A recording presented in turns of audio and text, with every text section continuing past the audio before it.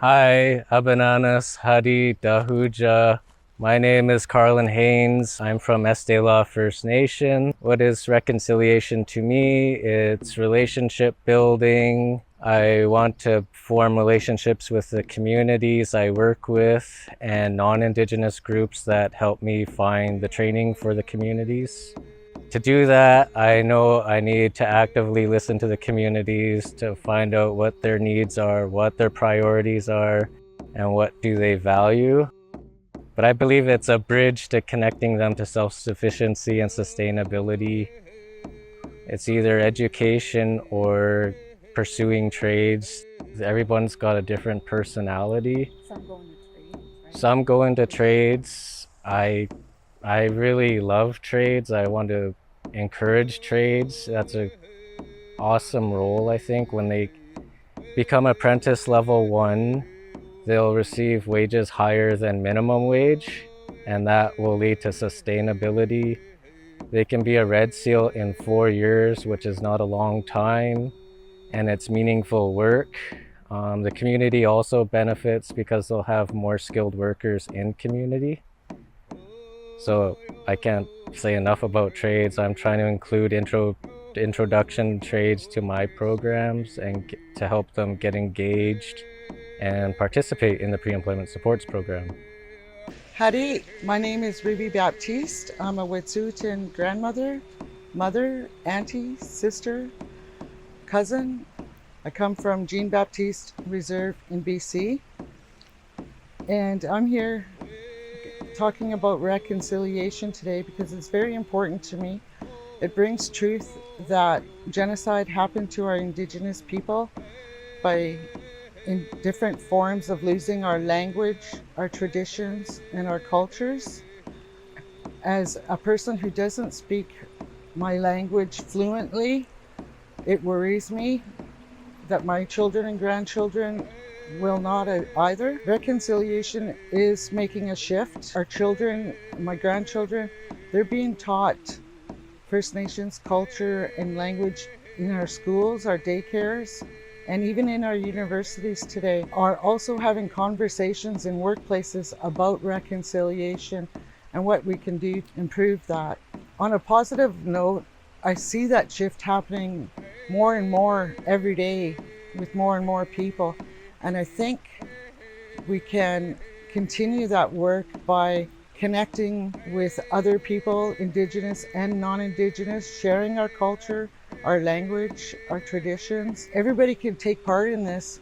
Everybody can participate by attending events on June 21st in your community or on September 30th.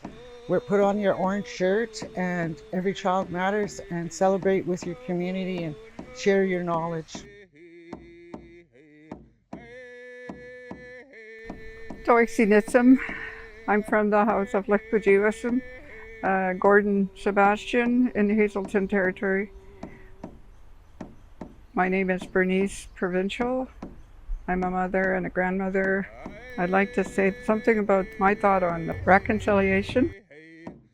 I feel that when I think about reconciliation, I think of a meeting of people and minds of different cultures, not just our own native culture, but the ones around the world, and being able to sit and listen intently, listening with the idea of learning from that person, as well as understanding that even the forefathers, whoever they were, only knew what they knew, and that if they were here today, they may want to change that viewpoint of ownership and respecting our land. But since that didn't happen, I think that we all have to gather in different segments. Like I always thought of it as a broken vase, completely smashed and then put together more beautiful.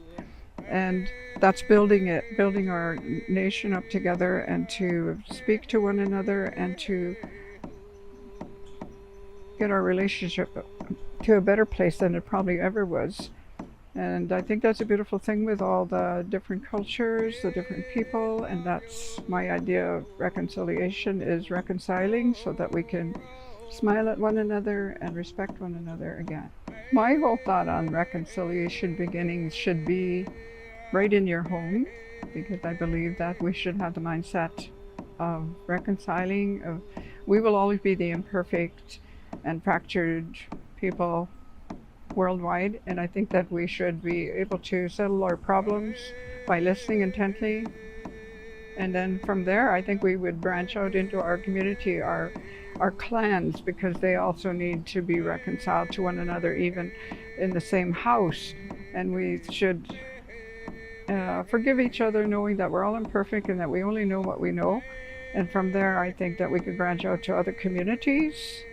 And I do love the thought of reaching out to the different cultural natives, and not just that, but to other countries like Kenya, like Nigeria. And I think that we have to get to know each other better and understand each other better to be able to get along and respect one another.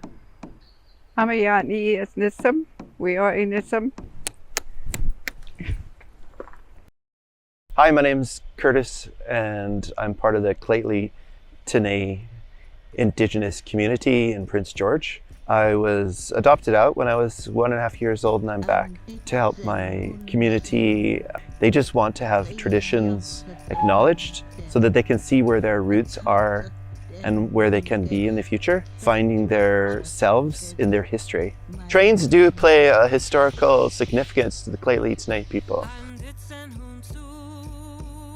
because they wanted to have that space available for transiting goods across Canada.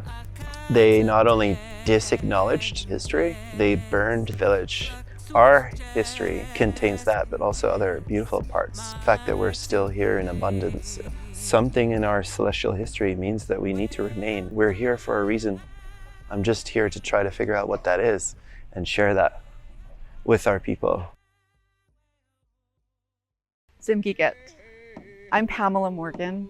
I'm from the Gitxsan Nation. I'm a mother of 3 beautiful daughters. When I think of reconciliation, I think of it as a journey. Like healing, there's no end. Growing up without our dad, the late Andy Morgan, was very lonely. This caused us to avoid going home. In 2022, I was brave and I went home to harvest fish. I asked my friends for help because I wasn't super familiar with the process. I'm standing there by the river and I can hear the river flowing. The air is clean and warm, and I feel at peace and I feel calm. And since then, I've known that doing cultural activities was healing and comforting, but it also strengthened my sense of identity, something that was missing my whole life up until now.